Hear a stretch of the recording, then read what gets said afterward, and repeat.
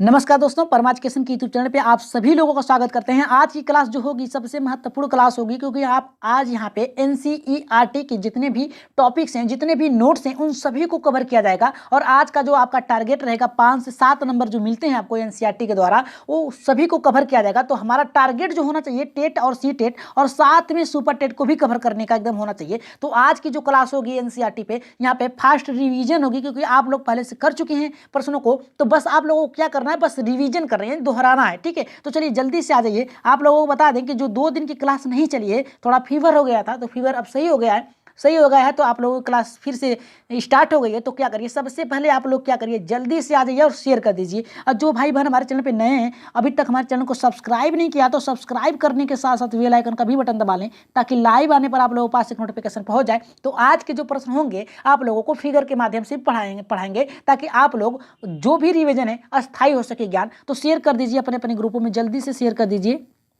2 दिन की जो क्लास नहीं चली है उसको पूरा किया जाएगा। और लास्ट में आप लोगों के लिए 20 प्रश्न रखे गए हैं, बहुत ही महत्वपूर्ण। ठीक है, तो जी गुड इवनिंग सभी लोगों को, गुड इवनिंग जी, गुड इवनिंग सभी लोगों को। आ जाइए जल्दी से जी। चलिए देख लेते हैं, पहला टॉपिक हमारा क्या है, चूहों से। देखिए चूहों से भी यहाँ पे प्रश्न बनते हैं, सबसे महत्वपूर्ण प्रश्न बनते हैं। तो यहाँ पे देखिए, चूहों की देखने की क्षमता कम होती है। अगर प्रश्न पूछ दिया जाए कि चूहों की जो देखने की क्षमता होती है वो कैसी होती है, तो कम होती है या फिर ज़्यादा, तो आप बताएंगे कि कम होती है। लेकिन सूंघने, टोस्ट करने की सेंस बहुत ही अधिक होती है। यानी सूंघने या क्या होते हैं, जो तत्व होते हैं, जो भी पदार्थ होते हैं, उनको ये सूंघ लेते हैं। ठीक है, सूंघने के माध्यम से क्या कर लेते हैं, उसमें विभेदीकरण कर लेते हैं। तो यहाँ पे देखिए, चूहों की देखने की क्षमता अधिक कम होती है, परंतु सूंघने की जो शक्ति होती है वो अधिक होती है। अब बात करेंगे यहाँ पे नागपुर। देखिए नागपुर के लोग दाल में चीनी डालकर अधिकतर खाते हैं, जिससे कि बाल झड़ते जो हैं कम हैं।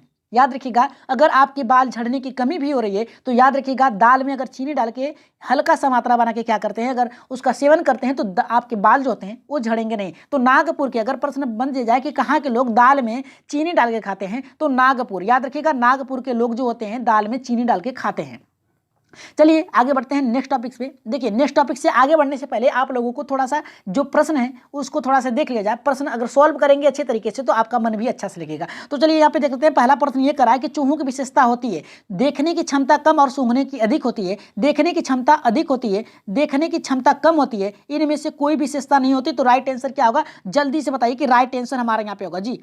राइट आंसर क्या होगा, पहला होगा, दूसरा होगा, तीसरा होगा या फिर चौथा होगा जी। कौन से ऑप्शन पे जा रहे हैं जी। चूहों की विशेषता क्या होती है, देखने की क्षमता या सूंघने की अधिक होती है, देखने की कम सूंघने की अधिक, या फिर यहाँ पे करा है कि देखने की अधिक होती है, और यहाँ पे करा है देखने की कम होती है, या फिर करा है कि विशेषता नहीं होती। तो राइट आंसर यहाँ पे क्या जाएगा, जल्दी से बताइए जी। राइट आंसर हमारा क्या होगा जी, राइट आंसर पहले के साथ जाएगा। नेक्स्ट प्रश्न पे आगे बढ़ते हैं, देख लेते हैं नेक्स्ट के यहाँ पे प्रश्न क्या करा है। नेक्स्ट प्रश्न हमारा ये करा है कि कहाँ के लोग दाल में चीनी डाल के खाते हैं। मणिपुर के लोग। यहाँ पे देखिए पहला प्रश्न ऑप्शन ये करा है कि मणिपुर के लोग, राजस्थान के लोग, नागपुर के, या फिर उत्तराखंड। देखिए राइट आंसर क्या जाएगा, जल्दी से बताइए कि राइट आंसर हमारे यहाँ पे जाएगा जी। राइट आंसर एकदम जाएगा, राइट आंसर होगा हमारे यहाँ पे नागपुर। ऊपर ही आप लोग पढ़े हैं कि नागपुर के लोग, जो लोग होते हैं वो दाल में क्या करते हैं, चीनी डाल के खाते हैं। क्या करते हैं, चीनी डाल के खाते हैं, जिससे क्या होता है, बालों का झड़ना कम होता है। तो ये विशेषता है नागपुर के लोगों की। तो राइट आंसर तीसरे के साथ जाएगा। अब चलिए आगे बढ़ते हैं अपने टॉपिक से, जो कि टॉपिक से आप लोगों को हर बार यहाँ से आते हैं प्रश्न। तो याद रखिएगा, गलत तो नहीं करना है आज के प्रश्न। देख लेते हैं यहाँ पे उल्लू की विशेषता क्या होती है।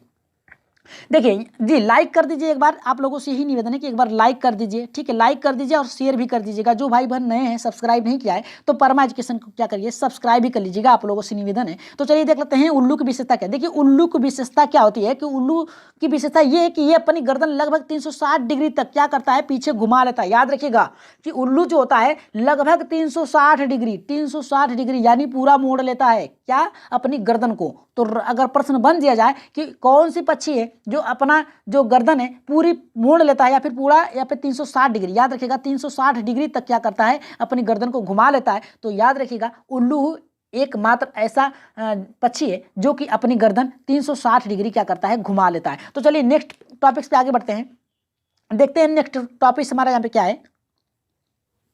देखिए नेक्स्ट टॉपिक हमारा है कि पक्षियों की विशेषता क्या होती है। देखिए पक्षियों की विशेषता क्या होती है, पक्षियों के पंख जो होते हैं उड़ने तथा गर्माहट में मदद करते हैं। साथ में एक मजेदार बात ये भी कि ये इनके पंख जब पुराने होते हैं तो उखड़ जाते हैं और नए पंखों की शुरुआत होती है। देखिए ये पंख जो होते हैं इनको सर्दियों में क्या करते हैं, यहाँ पे गर्माहट के काम करते हैं। और देखिए जब पक्षियां उड़ते हैं तो अधिकतर उनके जो वहाँ पे उनके जो होते हैं, क्या बोलते हैं, उनके पंख जो होते हैं उखड़ जाते हैं। और जब उखड़ जाते हैं उनके पंख तो क्या करते हैं, एक नए पंखों का निर्माण होता है, मतलब नए क्रम में पंख जो होते हैं शुरू हो जाते हैं। तो देखिए अगर प्रश्न बनता है कि उल्लू की विशेषता क्या है, तो उल्लू की विशेषता ये है कि ये अपने जो गर्दन होता है 360 डिग्री घुमा सकता है। और पक्षियों की विशेषता ये है कि इनके पंख जो होते हैं क्या करते हैं, गर्माहट के लिए, और अगर पुराने हो जाते हैं तो उखड़ के नए पंख भी आ जाते हैं। चलिए नेक्स्ट टॉपिक पे आगे बढ़ते हैं, देख लेते हैं। याद रखिएगा सभी लोग, प्रश्न एकदम मजेदार है क्योंकि यहाँ से प्रश्न आप लोगों को बनेंगे। तो यहाँ पे हमारा देखिए प्रश्न ये करा है कि ब्रेन लिपि, ब्रेन लिपि से आप लोगों के प्रश्न मिलेंगे, चाहे टेट हो, चाहे सी टेट हो, चाहे सुपर टेट हो।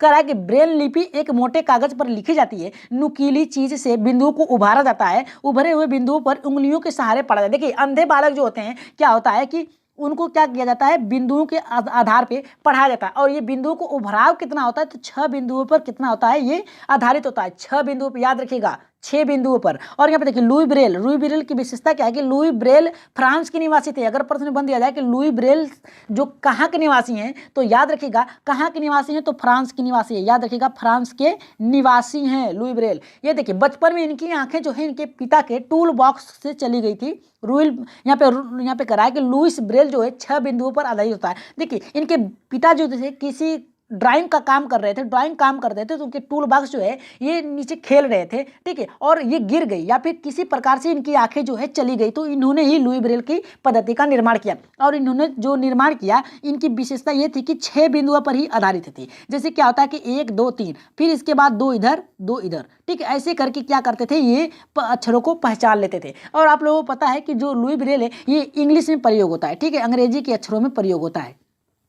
अब नेक्स्ट टॉपिक्स पे आगे बढ़ते हैं, देखते हैं नेक्स्ट टॉपिक्स क्या है। यहाँ से प्रश्न आप लोगों को बनते हैं कम से कम 2 नंबर के, ठीक है। अब देखिए यहाँ पे ये करा कि श्रीनगर, देखिए श्रीनगर की विशेषता क्या है, श्रीनगर में कहवा चाय बादाम इलायची के साथ ली जाती है। अगर प्रश्न ये बनता है कि कहाँ के लोग चाय में ये जो कहवा होता है उसके साथ क्या करते हैं, बादाम और इलायची का प्रयोग करते हैं, तो श्रीनगर, याद रखिएगा श्रीनगर के लोग जो होते हैं ये कहवा में, कहवा चाय एक चाय होता है, क्या होता है जब हम चाय पीते हैं तो उसका कहीं कहीं कहवा के रूप में उसका उपयोग होता है, तो बादाम और इलायची का प्रयोग करते हैं। उसमें बादाम पीस कर डालते हैं और इलायची को खड़े उसमें डाल देते हैं और उसके साथ क्या करते हैं, उसका सेवन करते हैं। कहाँ के लोग करते हैं, तो याद रखिएगा श्रीनगर के लोग करते हैं। तो अब बात करेंगे डॉल लॉक। डॉल लॉक होता क्या है, देखिए डॉल लॉक श्रीनगर में यह एक नाव का घर है, याद रखिएगा, देखिए नाव का घर है, याद रखिएगा नाव का घर है डॉल लॉक। और ये इसकी विशेषता यह है कि इसमें लोग बैठ कर एक स्थान से दूसरे स्थान पर घूमने जाते हैं और ये अस्थायी घर है, याद रखिएगा अस्थायी घर नहीं है डॉल लॉक, ठीक है, ये अस्थायी घर है। और कहाँ पाया जाता है डॉल लॉक, तो ये श्रीनगर में पाया जाता है। तो इसकी विशेषता ये है कि ये घर नुमा होता है, ठीक है, घर नुमा बना होता है और ये अस्थायी घर होता है। इसमें टूरिस्ट लोग क्या करते हैं, घूमते हैं।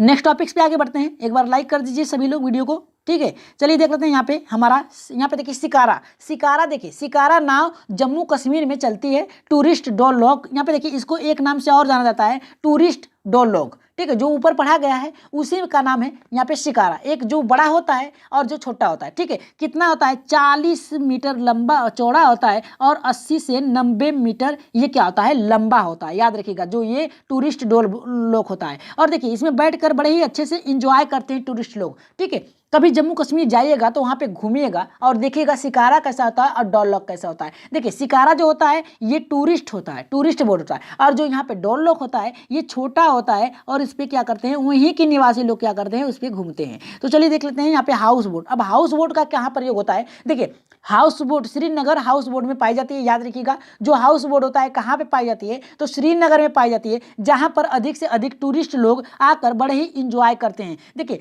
हाउस बोट में बैठते हैं, ये घर नुमा होता है, याद रखिएगा ये घर नुमा होता है, ठीक है, हाउस बोट जो होता है ये घर नुमा होता है। इसमें क्या करते हैं, टूरिस्ट लोग बैठते हैं। और याद रखिएगा जैसे शिकारा हो गया, हाउस बोट हो गया और यहाँ पे डॉल लॉक हो गया, ये टूरिस्ट के लिए होता है, याद रखिएगा। सबसे महत्वपूर्ण बात ये है कि ये सभी श्रीनगर और जम्मू कश्मीर में पाया जाता है। चलिए आगे बढ़ते हैं यहाँ पे नेक्स्ट टॉपिक पे, जो कि बहुत ही अच्छा प्रश्न यहाँ से बनता है। देखिए नेक्स्ट टॉपिक हमारा ये है कि पक्षियों से क्या विशेषता है कि पक्षियां अधिकतर फल पर इसलिए बैठते हैं ताकि उस पे कीड़े खा सकें। देखिए ये तात्पर्य नहीं होता कि कीड़े जो फल होते हैं फल को क्या खाते हैं, चिड़िया खाते हैं? नहीं, जो चिड़िया होती हैं इस पे बैठती हैं, बैठने के बाद क्या करती हैं, इस पे कीड़े जो होते हैं उसको खा जाती हैं। देखिए यहाँ पे क्या है, एक चिड़िया बैठी है फलों पे, फल के फूलों पे बैठी है और क्या करिए उस पे से जितने भी कीटाणु हैं उसको क्या करिए खा जाती है। तो पक्षियों का बैठने का तात्पर्य है कि फलों पर जब बैठते हैं तो उनके कीड़ों को खाते हैं, न कि फलों को खाते हैं। ठीक है, अब बात करेंगे यहाँ पे राजस्थान। राजस्थान की विशेषता क्या है? राजस्थान में एक गांव है जिसका नाम बज्जू है, राजस्थान के बीकानेर शहर में। याद रखिएगा ये प्रश्न बन चुका है, 3 बार लगातार आया है कि ये जो बज्जू गांव है ये कहाँ पर है। तो याद रखिएगा ये कहाँ पर है, जम्मू, यहाँ पे राजस्थान में है। और यहाँ पे राजस्थान के किस शहर में है, तो बीकानेर शहर में है रज्जू। ठीक है, बज्जू है, सॉरी यहाँ पे रज्जू नहीं बज्जू है। चलिए आगे बढ़ते हैं यहाँ पे नेक्स्ट टॉपिक से। अब बात करेंगे यहाँ पे राजस्थान की। देखिए राजस्थान से भी प्रश्न आप लोगों को बनते हैं कि राजस्थान की विशेषता क्या है। देखिए पहले विशेषता ये है कि राजस्थान में घर मिट्टियों के बने होते हैं। कहाँ के घर मिट्टियों के बने होते हैं? यहाँ पे राजस्थान। अब बात करेंगे कि राजस्थान के घर मिट्टियों से क्यों बने होते हैं। ठीक है, लेकिन उससे पहले ये टॉपिक से देते हैं। घरों की दीवारें मोटी होती है। देखिए मिट्टी की घर होती है राजस्थान में और इनकी दीवारें मोटी होती हैं, इनके छत कटीली झाड़ियों से बने होते हैं। अब इस बात ये बनती है कि आखिर इनके घर मिट्टियों के क्यों होते हैं? क्योंकि यहाँ पे देखिए ये रेतीला एरिया है राजस्थान का। ठीक है, यहाँ पे अधिकतर यहाँ पे धूप भी लगती है और जब हवाएं चलती हैं तो अपने साथ क्या करते हैं, रेत के कण लेके उड़ाती हैं। और जब क्या होता है कि जब सुबह के टाइम इसका तापमान सूर्य का बढ़ जाता है तो तापमान बढ़ने के कारण जो होता है वो अग्नि की तरह निकलता है। और जब अग्नि की तरफ निकलता है तो ये घरों पर टकराते हैं तो अधिक गर्म हो जाते हैं। इसीलिए यहाँ के जो घर होते हैं ये मिट्टियों की होती हैं और मोटी मोटी होती हैं। जब यहाँ पे मिट्टी यहाँ पे टकराती है, वाष्प टकराती है, जो गर्म हवाएं टकराती हैं तो आधी दीवार ही केवल क्या होती है कि गर्म होती है और आधी क्या होती है, ठंडी होती है। तो आप लोग देखते होंगे जिनके भी घर मिट्टियों के हैं उनके घर बहुत ही ठंडे होते होंगे गर्मी में। ठीक है, तो यहाँ पे देखिए ये विशेषता तो हुई राजस्थान की। अब बात करेंगे यहाँ पे चीन से, जो कि प्रश्न बनता है कि देखिए चीन का नाम लेते ही कोरोना वायरस आ गया। ठीक है, कोरोना वायरस आ गया जो कि वुहान शहर से निकला है, याद रखिएगा। अब देखिए हम बात करेंगे चीन से कि चीन एक शहर है हांगकांग, चीन का एक शहर है हांगकांग। लेकिन अब देखिए हांगकांग में प्रदर्शन हो रही है कि चीन से हमें अलग होना है। अब चीन का एक शहर है हांगकांग जहाँ सांप खाए जाते हैं। सांप का मतलब आपको पता है, ये सांप जो नाग होता है खाए जाते हैं। इसके सूप को लुंग ही फेन कहा जाता है। याद रखिएगा चीन का एक शहर है हांगकांग जहां पर सांप खाए जाते हैं और वहां के जो सांप होते हैं उनके सूप को क्या कहा जाता है, तो लिंग हु फेन कहा जाता है। प्रश्न आ चुका है और इसे रिपीट करिएगा और नोट्स भी कर लीजिएगा। जो भी आपको इंपॉर्टेंट लगे उसे तुरंत रिपोर्ट कर लीजिएगा। अब देखिए लुंग ही फेन कहा जाता है। अब बात करेंगे हांगकांग के लोग बड़े ही चाव से इसके सूप को पीते हैं। जो सांप के सूप होते हैं खाए जाते हैं, उसके सूप होते हैं लुंग ही फेन, उसे क्या करते हैं, बहुत ही चाव से खाते हैं हांगकांग के लोग। चलिए आगे बढ़ते हैं यहाँ पे नेक्स्ट टॉपिक्स पे, जो कि बहुत ही अच्छा है, जम्मू कश्मीर से। यहाँ से भी प्रश्न आप लोगों को आ सकते हैं भी हैं और आ सकते हैं। ठीक है, कश्मीर से बात करेंगे। कश्मीर में मछली को सरसों के तेल में पका जाता है। अगर प्रश्न बनता है कि कहाँ के, याद रखिएगा कहाँ के लोग मछली को, याद रखिएगा मछली को सरसों के तेल में पकाते हैं, सरसों के तेल में पकाते हैं, तो याद रखिएगा जम्मू कश्मीर के लोग क्या करते हैं, ये उसे सरसों के तेल में पकाते हैं। इसका देखिए बहुत ही बड़ा फायदा ये है कि इसको पकाते ही क्या करते हैं, जब उसको खाया जाता है तो देखिए जो कच्चा तेल होता है घानी का सरसों का, उसमें अगर पका के खाएंगे तो डायबिटीज से आप बचे रहेंगे। ठीक है, डायबिटीज की मात्रा बहुत ही कम होती है, क्योंकि जो घरेलू जो सरसों होता है, सरसों तिलहन होता है, उसका प्रयोग करने से, क्योंकि वो कच्चा होता है। अब जब मार्केट से वही तेल लेकर आएंगे, वही तेल ऑयल लेकर आएंगे, तो उसमें क्या होता है, मिलावटी होता है, जिससे आप अगर अपने सर पे लगाएंगे तो आपके बाल भी झड़ सकते हैं। तो ये कहता है डायबिटीज के मात्रा को बढ़ा देता है, जिससे चर्बी भी कर सकते हैं कि हमारे शरीर में बढ़ सकती है। अधिकतर हमें एक बार में एक ही तले हुए तेल का प्रयोग करना चाहिए। अब देखिए गोवा की विशेषता क्या है कि गोवा के लोग मछली को नारियल के तेल में पकाते हैं। कहाँ के लोग नारियल के तेल में पकाते हैं और कहाँ के लोग यहाँ पे सरसों के तेल में पकाते हैं। तो जम्मू कश्मीर के जो लोग होते हैं ये मछली को तेल यहाँ पे सरसों के तेल में पकाते हैं, जबकि गोवा के लोग नारियल अधिकतर केरल और गोवा में पाया जाता है। ठीक है, इसीलिए यहाँ पर क्या करते हैं, यहाँ के लोग क्या करते हैं, नारियल के तेल में पकाते हैं। चलिए नेक्स्ट टॉपिक पे आगे बढ़ते हैं।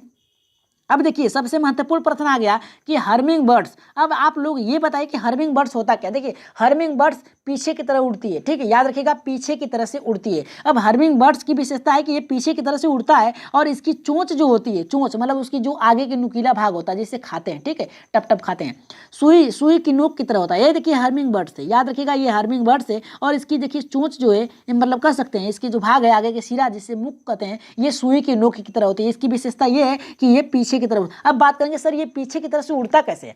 देखिए जब ये उड़ता है ना तो क्या करता है, ये देखिए इसके पंख हो गए, ठीक है, ये इसके पंख हो गए, मान लीजिए मानने में क्या जा रहा है, ठीक है, ये अपनी गर्दन को ऐसे पीछे की तरह घुमा लेता है, ठीक है, और ऐसे करके उड़ता है, ठीक है, इस पंखों का प्रयोग करके उड़ता है। तो इसकी गर्दन जो होती है सीधे इसके पीठ के ऊपर आ जाती है और ये अपने पंखों को उड़ाकर पीछे की तरह उड़ता है। इसकी विशेषता ये है। अब आगे यहाँ पे बात करेंगे असम की बात करें। असम के घर जमीन से 10 से 12 फुट के होते हैं। यह बांस, सॉरी यहाँ पे बांस नहीं होते, यहाँ पे बात नहीं होगा, बांस के बनाए जाते हैं। घर के भीतर लकड़ियों का ही प्रयोग किया जाता है। देखिए कहाँ के लोग बांस के घर बनाते हैं और जमीन से कितने ऊंचे होते हैं। तो असम के लोग जो होते हैं बांस के घर बनाते हैं, बांस के खम्भों पे घर बनाते हैं, ठीक है। यहाँ पे देखिए बांस के खम्भों का प्रयोग किया गया है, ठीक है, बांस के खम्भों का प्रयोग किया गया है। और ये जमीन से कितने होते हैं, 10 से 12। अधिकतर अगर बात कर दिया जाए, एनसीईआरटी की दूसरी बुक देखा जाए, एक एनसीईआरटी के नजरिए से हट के देखा जाए तो 4 से शुरू होता है, 4 फुट से शुरू होता है और 10 से 12 फुट से ऊपर जाता है, ठीक है, 10 से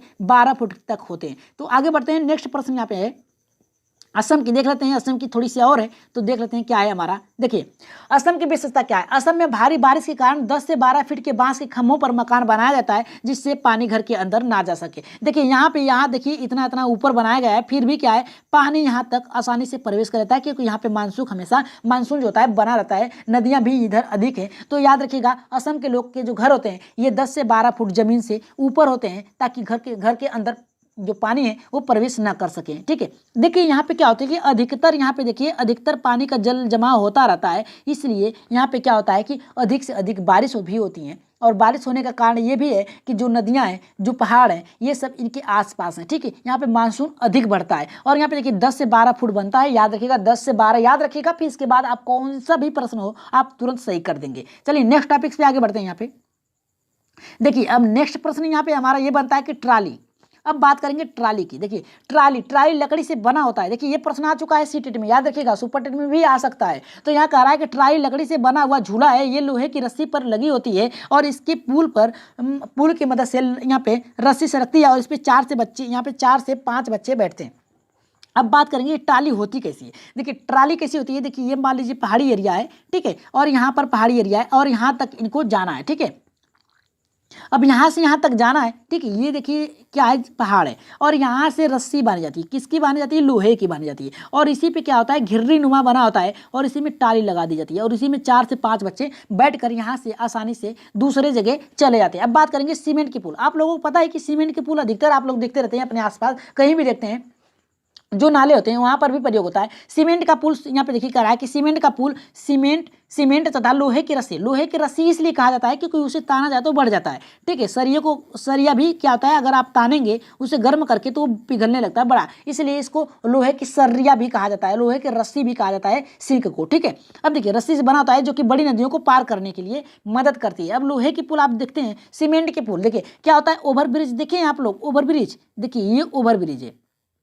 इसमें लोग आसानी से क्या करते हैं, ऊपर से बाइक दौड़ाते हैं 100 से 120 की स्पीड में, ये इसकी स्पीड होती है, इसके ऊपर से आसानी दौड़ाते हैं और यहाँ से बड़ी बड़ी नदियों को भी पार किया जा सकता है। बड़े बड़े शहर में जो ट्रैफिक लगती है उसको भी पार किया जाता है सीमेंट के पुल की मदद से। चलिए नेक्स्ट प्रश्न पे आगे बढ़ते हैं यहाँ पे, जो कि बहुत ही अच्छा प्रश्न यहाँ पे है कि केरल में बनी नदी, यहाँ पे देखिए बल्लभ की बात कर रहा है, बल्ली एक नाव होती है, ठीक है। इस पे केरल देखिए केरल में बनी नदी पर पार करने के लिए प्रयोग किया जाता है। बल्लभ जो होता है केरल में बनी नदी पार करने के लिए प्रयोग किया जाता है। बल्लभ लकड़ी की छोटी नाव होती है, याद रखिएगा बल्लभ छोटी लकड़ी की नाव होती है। ये कहाँ पे चलती है, तो याद रखिएगा केरल में चलती है। अब बात करेंगे बैलगाड़ी का प्रयोग। देखिए कितना मस्त प्रश्न आया है, बैलगाड़ी का प्रयोग मैदानी इलाकों में किया जाता है, ठीक है, मैदानी इलाकों में किया जाता है, गाँव में बड़े प्रयोग में होता है। यहाँ पे देखिए गाँव में इसका प्रयोग बहुत ही आसानी से मिल जाता है, पहले मिलता था अब तो कम हो गया है। कम क्या, यहाँ पे 100 में से आप मान सकते हैं कि 99% खत्म हो गया है।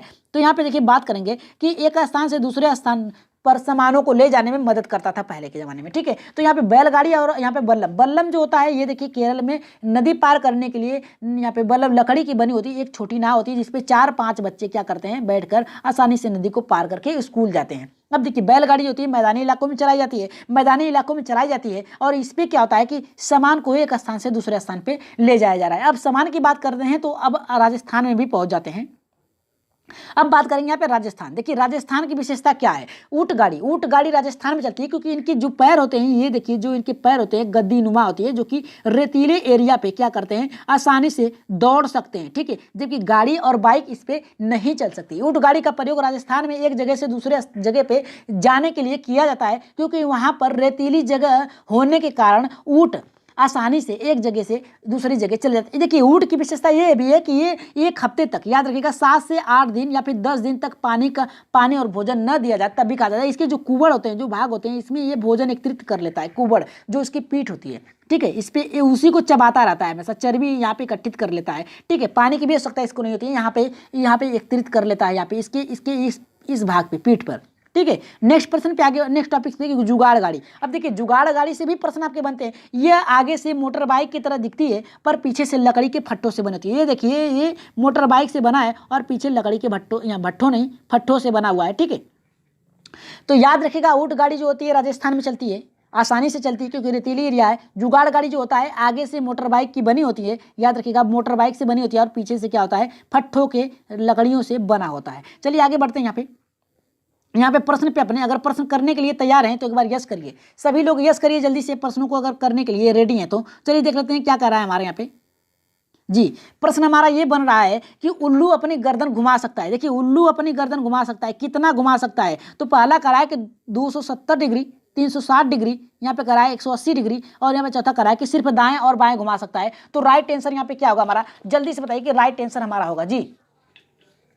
जी तीसरे का राइट आंसर क्या होगा, जल्दी से बताइए। तीसरे का हमारा, जी तीसरे का राइट आंसर यहाँ पे जो जाएगा हमारा दूसरे के साथ जाएगा यहाँ पे। जी राइट आंसर दूसरे के साथ जाएगा। प्रश्न फटाफट करेंगे, रिवीजन फास्ट होगा क्योंकि अब प्रश्न आ चुके हैं। देखते हैं यहाँ पे हमारा नेक्स्ट प्रश्न क्या करा है कि कौन सी पक्षी अपनी गर्दन झटके से घुमाती है। देखिए टेट में पूछा जा चुका है, याद रखिएगा टेट में पूछा जा चुका है। इस प्रश्न को गलत मत करिए कि यहाँ पे पूछ रहा है हमारा कि कौन सी पक्षी झटके से अपनी गर्दन घुमाती है। तोता, गौरैया, मैना, फगता। जो भी एनसीईआरटी के टॉपिक छूट गए हैं नेक्स्ट क्लास में दूसरा पार्ट आपको दे दिया जाएगा। तब तक आप प्रश्न को सॉल्व करिए क्योंकि प्रश्नों की संख्या जो है यहाँ पे 20 है और क्लास भी लंबी चलने वाली है। तो अब प्रश्नों को फटाफट करेंगे। जी राइट आंसर जाएगा यहाँ पे मैना के साथ जाएगा। राइट आंसर मैना झटके से अपनी गर्दन घुमाती है। नेक्स्ट प्रश्न पे आगे बढ़ते हैं। ब्रेन लिपि कितने बिंदुओं पर आधारित होती है। ब्रेन लिपि कितने बिंदुओं पर आधारित होती है, 8 बिंदुओं पर, 4 बिंदुओं पर, 6 बिंदुओं पर, 5 बिंदुओं पर। जी राइट आंसर क्या होगा, जल्दी बताइए कि पहला होगा, दूसरा होगा, तीसरा, चौथा। जी कौन सा ऑप्शन पे जा रहे हैं, राइट आंसर यहाँ पे जाएगा, करेक्ट होगा हमारा यहाँ पे। जी कमेंट देखते हैं एकदम, जी राइट एकदम जाएगा। छठे प्रश्न, 6 बिंदुओं पर आधारित होता है। अब छठे प्रश्न पे आगे बढ़ते हैं। जी छठा प्रश्न हमारा देख लेते हैं क्या करा कि लुई ब्रेल कहाँ के निवासी थे, अमेरिका के, जर्मनी के, इटली के, फ्रांस के। जी राइट आंसर यहाँ पे हमारा, जल्दी से बताइए कि राइट आंसर क्या होगा हमारा। जी राइट आंसर जल्दी से बताइए, राइट आंसर हमारा क्या होगा। लुई ब्रेल कहाँ के निवासी थे, अमेरिका के, जर्मनी के, इटली के और यहाँ पे फ्रांस के। इसके राइट आंसर जो जाएगा हमारे यहाँ पे फ्रांस के यहाँ पे निवासी थे। लुई ब्रेल की जो आंखें थी इनके पिता के टूल बॉक्स से चली गई थी। तो राइट आंसर यहाँ पे चौथे के साथ जाएगा। 7वें प्रश्न पे आगे बढ़ते हैं। बहुत ही फटाफट आप लोग आंसर दीजिए क्योंकि टाइम नहीं है। देख लेते हैं यहाँ पे। जी हाउस बोट नाव कहाँ चलाई जाती है, हाउस बोट नाव कहाँ चलाई जाती है, किस राज्य में चलाई जाती है, केरल में पाई जाती है, गोवा में, और श्रीनगर यहाँ पे उत्तराखंड। जी राइट आंसर 7वें का कहाँ जाएगा, आप लोग पढ़ चुके हैं। राइट आंसर तीसरे के साथ जाएगा। जी राइट आंसर एकदम तीसरे के साथ जाएगा। फटाफट एकदम, टाइम नहीं मिलेगा सोचने के लिए, ठीक है। चलिए आप लोग पहले से कर चुके हैं प्रश्नों को, तो इसे बस रिवीजन करना है और बहुत ही अच्छे तरीके से प्रश्नों को सॉल्व करना है। किस देश में सांप खाए जाते हैं, हांगकांग, चीन, नागालैंड, भारत, उत्तर कोरिया, काठमांडू, नेपाल। तो राइट आंसर क्या होगा। जी बहुत ही आसान प्रश्न है यहाँ पे, किस देश में सांप खाए जाते हैं। तो राइट आंसर जाएगा पहले के साथ जाएगा, चीन में खाए जाते हैं। यहाँ पे जी हांगकांग चीन में जाएगा। राइट आंसर जाएगा यहाँ पे चीन में जाएगा, कोरोना वायरस। आगे बढ़ते हैं। देखिए सांप के सूप को क्या कहा जाता है। जी राइट आंसर क्या होगा, कहवा, लिंगुफेन, इनमें से दोनों, और यहाँ पे करा कि इनमें से कोई नहीं। तो राइट आंसर क्या जाएगा, 9वें का। जी सांप के सूप को क्या कहा जाता है, आप लोगों को टॉपिक्स बता दिया जाएगा। जी राइट आंसर जाएगा दूसरे के साथ, लिंगहुफेन कहा जाता है, जिसे हांगकांग के लोग बहुत ही चाव से पीते हैं सूप को, ठीक है। सांप के सूप से बना होता है। राइट आंसर दूसरे के साथ जाएगा। नेक्स्ट प्रश्न पे आगे बढ़ते हैं। 10वें प्रश्न पे 10वां करा कि केरल में नदी पार करने के लिए किसका प्रयोग किया जाता है। केरल में नदी पार करने के लिए किसका प्रयोग किया जाता है, मोटर, यहाँ पे मोटर बोट को, बल्लभ की छोटी बड़ी नाव को, और यहाँ पे पुल का प्रयोग, यहाँ पे रस्सी से बनी पुल का। तो राइट आंसर यहाँ पे क्या जाएगा। जी राइट आंसर यहाँ पे 10वें का। जी राइट आंसर एकदम करेक्ट है आप लोगों का। जी यहाँ पे बल्लभ नाव से बनी होती है, ये केरल में, ठीक है। राइट आंसर जाएगा दूसरे के साथ जाएगा। नेक्स्ट प्रश्न पे आगे बढ़ते हैं, प्रश्न बहुत ज़्यादा है तो क्या करिए फटाफट क्या करिए आंसर दीजिए, और सभी लोग लाइक कर दीजिए, एक बार लाइक जरूर करें, ठीक है, लाइक जरूर करें, लाइक फटाफट कर दीजिए, जितने लोग हैं कम से कम उतने लोग कर दीजिए, बहुत ही मेहनत से बनाया गया आप लोगों के लिए। तो चलिए देखते हैं यहाँ पे किस पेड़ की ऊंची डाल पर, यहाँ पे करा है कि पेड़ की सबसे ऊंची डाल पे, सबसे ऊंची डाल की बात किया है, याद रखिएगा सबसे ऊंची डाल की बात किया है, अपना घोंसला बनाता है और कई वर्षों तक इसका प्रयोग करता है। देखिए धर्मेंद्र जी देख लीजिएगा आप, क्योंकि आपका यही डाउट था, याद रखिएगा डाउट आपका यही था धर्मेंद्र जी। यहाँ पे देख लीजिएगा, एक बार पूछे थे आप, प्रश्न को बता दिया गया था, तो 11 का राइट आंसर क्या होगा कि पेड़ की सबसे ऊंची डाल पे कहा हो तो राइट आंसर जाएगा हमारे यहाँ पे दूसरे के साथ जाएगा, ठीक है, दूसरे के साथ जाएगा, तीन भी हो सकता है, लेकिन सबसे ऊंची पे प्रयोग करता है तो राइट आंसर गिद्ध के साथ जाएगा, राइट आंसर होगा दूसरा। आगे बढ़ते हैं यहाँ पे 12वें प्रश्न पे कि पेड़ के खोखले भाग में कौन सा पक्षी अपना घोंसला बनाता है, तो राइट आंसर क्या होगा, चील होगा, गिद्ध होगा, हर्मिंग बर्ड्स होगा या फिर उल्लू होगा। राइट आंसर यहाँ पे 12 का क्या होगा, जल्दी से बताइए कि पेड़ के खोखले भाग में कौन अपना घोंसला बनाता है। जी राइट आंसर जाएगा यहाँ पे उल्लू के साथ जाएगा। नेक्स्ट प्रश्न पे आगे बढ़ते हैं जी, फटाफट आंसर दीजिए सभी लोग, क्योंकि ऊपर टॉपिक्स करा दिया गया है। चील के द्वारा छोड़े गए घोंसले का प्रयोग कौन सा पक्षी करता है, गौरैया, गिद्ध, हर्मिंग बर्ड्स, इनमें से कोई नहीं। जी राइट आंसर क्या होगा, चील के द्वारा छोड़ा गया घोंसला है, उसका प्रयोग कौन सा पक्षी करता है। जी राइट आंसर यहाँ पे होगा हमारा गिद्ध के साथ जाएगा। जितने लोगों का आया एकदम राइट आंसर है, जी कमेंट देख लेते हैं आप लोगों के। जी राइट आंसर, आगे बढ़ते हैं यहाँ पे 14 प्रश्न पे देख लेते हैं। 14 का क्या कर रहा है कि पेड़ की ऊंची डाल पर, देखिए अब आ गया धर्मेंद्र जी, देख लीजिए फिर से आपको बता रहे हैं, देख लीजिएगा कि पेड़ की ऊंची डाल पर घोंसला कौन सा पक्षी बनाता है। कबूतर बनाता है, चील बनाता है, कौवा और यहाँ पे गिद्ध। जी धर्मेंद्र हैं, ये आते हैं क्लास में कभी कभी नहीं आते हैं, उन्हीं का नाम लिया जा रहा है, क्योंकि प्रश्न इन्होंने पूछा था कई बार तो उनको बता दिया जाए, कि हमने सोचा पहले इसको डाल ही दिया जाए प्रश्न में, फिर इनको भी समझ में आ जाए। वहाँ पे सबसे ऊंची रहेगा, ठीक है, तो गिद्ध, और पेड़ की ऊंची डाली पे पूछेगा तो कौवा होगा। राइट आंसर जाएगा यहाँ पे तीसरे के साथ जाएगा। चलिए आगे बढ़ते हैं यहाँ पे 15 प्रश्न पे देखते हैं। 15 का हमारे यहाँ पे क्या करा है कि कौन सी पक्षी अपना घोंसला नहीं बनाता है, कौन सा पक्षी अपना घोंसला नहीं बनाता है। सबसे महत्वपूर्ण प्रश्न पूछ सकता है, पूछा भी है टेट में भी पूछ सकता है, सुपर टेट में भी। कौन सा पक्षी अपना घोंसला नहीं बनाता है, जी जल्दी से बताइए। मैना, कोयला नहीं, कोयल, कौवा और यहाँ पे सभी अपना घोंसला बनाते हैं। तो राइट आंसर क्या होगा आपका, पहला सही होगा, दूसरा सही होगा, तीसरा या फिर चौथा, सभी अपना घोंसला बनाते हैं। कौन सा राइट आंसर होगा, पक्षी, कौन सा पक्षी घोंसला नहीं बनाता। जी राइट आंसर कोयल के साथ जाएगा। कोयल अपनी घोंसला नहीं बनाता है, ये कौवे के घोंसले में क्या करती है, अपने अंडे को छोड़ देती है, ठीक है, ताकि सीधे फिर जब बड़ा होता है, जब फूटता है तो उसमें से बच्चा जब बड़ा होता है तो उड़ जाता है। तो राइट आंसर यहाँ पे जाएगा कोयल के साथ जाएगा। आगे बढ़ते हैं यहाँ पे 16वें प्रश्न पे। मिट्टी के घर कहाँ पाए जाते हैं, उत्तर प्रदेश में, बिहार में, राजस्थान में और यहाँ पे कह रहा है कि छत्तीसगढ़ में। तो राइट आंसर यहाँ पे क्या होगा, जी राइट आंसर क्या होगा, मिट्टी के घर कहाँ पाए जाते हैं, उत्तर प्रदेश में, बिहार में, राजस्थान में, छत्तीसगढ़ में। तो राइट आंसर क्या जाएगा, पहला जाएगा, दूसरा जाएगा, तीसरा, चौथा। जी फास्ट कमेंट करिए, एकदम फास्ट कमेंट करिए सभी लोग। जी राइट आंसर यहाँ पे जाएगा तीसरे के साथ जाएगा। नेक्स्ट प्रश्न पे आगे बढ़ते हैं। 7वां प्रश्न बहुत ही अच्छा प्रश्न है, देख लीजिए कि बांस या लकड़ी के घर कहाँ पाए जाते हैं, उत्तराखंड में, मेघालय में, शिमला में, असम में। जी बहुत ही अच्छा प्रश्न है, जल्दी से बताइए कि राइट आंसर हमारे यहाँ पे 17 का क्या होगा। जी 17 का राइट आंसर क्या होगा, बांस के घर कहाँ पाए जाते हैं। जी राइट आंसर जाएगा चौथे के साथ जाएगा, एकदम राइट आंसर होगा। जितने लोगों का आया है एकदम राइट आंसर होगा हमारा, चौथा राइट आंसर होगा। आगे बढ़ते हैं यहाँ पे 18 का देख लेते हैं। 18 का हमारा क्या करा है, असम में बने बांस के घरों की ऊंचाई लगभग कितनी होती है, 4 से 7 फीट ऊंची होती है, 5 से 10 फीट होती है, 4 से 12 फीट होती है, केवल 8 फीट होती है। तो राइट आंसर क्या होगा, देखिए हमने पहले ही बताया था कि मान्यता 4 फीट से ऊंची होती है, जहां पर ऊंची एरिया होती है 4 से शुरू होता है, और अगर देख लिया जाए तो 10 से 12 होता है। तो राइट आंसर यहाँ पे जाएगा तीसरे के साथ जाएगा, राइट आंसर तीसरे के साथ जाएगा। अगर आप मान लें यहाँ पे 10, ठीक है, तो उससे 4 भी हमारा राइट आंसर था, ठीक है। यहाँ पे देखिए कभी कभी 4 भी मिल जाता है, 4 से 12 कर सकता है, लेकिन 4 से ऊपर होता है, 10 से 12 फीट अधिकतर होती है। राइट आंसर जाएगा तीसरे के साथ जाएगा। आगे बढ़ते हैं 19 प्रश्न पे। देखिए 19 का क्या कह रहा है हमारा कि पत्थर या लकड़ी के घर कहाँ पाए जाते हैं। देखिए पत्थर और लकड़ी के घर कहाँ पाए जाते हैं, शिमला में पाए जाते हैं, लद्दाख में पाए जाते हैं, जम्मू कश्मीर, हिमाचल प्रदेश में, मनाली में पाए जाते हैं। राइट आंसर यहाँ पे क्या जाएगा, जल्दी से बताइए। राइट आंसर यहाँ पे देखिए पत्थर की बात किया है तो सीधे सीधे लद्दाख में जाएगा, आप लोग पहले पढ़ चुके हैं। और जो नेक्स्ट क्लास चलाई जाएगी, जो नेक्स्ट पार्ट है एनसीईआरटी की, उसको खत्म कर दिया जाएगा। हो सकता है कल की क्लास में आप लोगों को एनसीएफ मिल जाए, एनसीएफ से भी प्रश्न आपको 4 से 5 नंबर के मिलते हैं। तो यहाँ पे राइट आंसर क्या होगा, जल्दी से बताइए कि राइट आंसर जो जाएगा यहाँ पे लद्दाख के साथ जाएगा। नेक्स्ट प्रश्न पे आगे बढ़ते हैं 20वें पे। बर्फ के घर कहाँ पाए जाते हैं। देखिए स्कीमो शिकारी जो होते हैं इग्लू भी कहा जाता है, ठीक है, उनके घर को इग्लू कहा जाता है। तो बर्फ के घर कहाँ पाए जाते हैं? जम्मू कश्मीर में, लद्दाख में पाए जाते हैं, शिमला में पाए जाते हैं, यहाँ पे कश्मीर और लद्दाख दोनों जगह पे पाए जाते हैं। तो राइट आंसर 20वें का क्या होगा, जल्दी से बताइए, फास्ट कमेंट करिए, सभी लोग करिए कि 20वें का राइट आंसर क्या होगा, पहला होगा, दूसरा होगा, तीसरा होगा, चौथा होगा जी। बर्फ के घर जिसको क्या कहा जाता है, स्कीमो या फिर शिकारी घर कहा जाता है, ठीक है। इसमें क्या होता है, देखिए जो बर्फ के घर होते हैं इस आकार के होते हैं, गुम्बद के आकार के होते हैं, ठीक है। इसके जो द्वार होता है ये छोटा होता है, ठीक है। ये बर्फ के छोटे छोटे टुकड़ों को इकट्ठा करके क्या किया जाता है, बनाया जाता है, और इसके भाग इतने छोटे होते हैं इसमें, ठीक है। इसमें जो हवा आती है, गर्म हवा प्रवेश, ठंडी हवा प्रवेश नहीं कर पाती है। तो राइट आंसर क्या होगा, जल्दी बताइए। इसका कमेंट कहाँ देंगे, आंसर कमेंट बॉक्स में देंगे, लास्ट प्रश्न था, ठीक है। कमेंट में इसका राइट आंसर आप लोग देंगे। तो बता दें कि उत्तर नीचे दिए गए हैं, उससे पहले बता दें कि जो भाई बहन हमारे चैनल पे नए हैं और अभी तक हमारे चैनल को सब्सक्राइब नहीं किया, तो परमा एजुकेशन चैनल को सब्सक्राइब करने के साथ साथ क्या करिए, बेल आइकन का भी बटन दबा दें, ताकि लाइव आने पर आप लोगों के पास एक नोटिफिकेशन पहुंच जाए। तो सब्सक्राइब जरूर करिएगा और अपने भाई बहनों में एक बार शेयर जरूर करिएगा। और रेगुलर क्लास अब आप लोगों को चलेगी 9 बजे से, 2 दिन फीवर था इसीलिए क्लास नहीं चली है, तो उसके लिए सॉरी। और बता दें कि नीचे आंसर दिए गए हैं, आप लोग देख लीजिएगा और इसका आंसर 20वें का जरूर बताइएगा कि बर्फ के घर कहाँ पाए जाते हैं, जम्मू कश्मीर, लद्दाख, शिमला और यहाँ पे जम्मू कश्मीर और लद्दाख दोनों जगह। तो उत्तर आज के प्रश्न आप लोगों को टॉपिक्स और प्रश्न कैसे लगे एक बार कमेंट बॉक्स में जरूर बताइएगा। और कल की क्लास में 20वें का आंसर आप लोगों को बता दिया जाएगा। तो उससे पहले बता दें कि जो भाई बन नए हैं तो सब्सक्राइब जरूर करिएगा, आप लोगों से निवेदन है, और शेयर जरूर करिएगा। आज की बहुत ही महत्वपूर्ण क्लास थी, तो एक बार कमेंट जरूर करिएगा कि 20वें के आंसर का क्या होगा हमारा, कि बर्फ के घर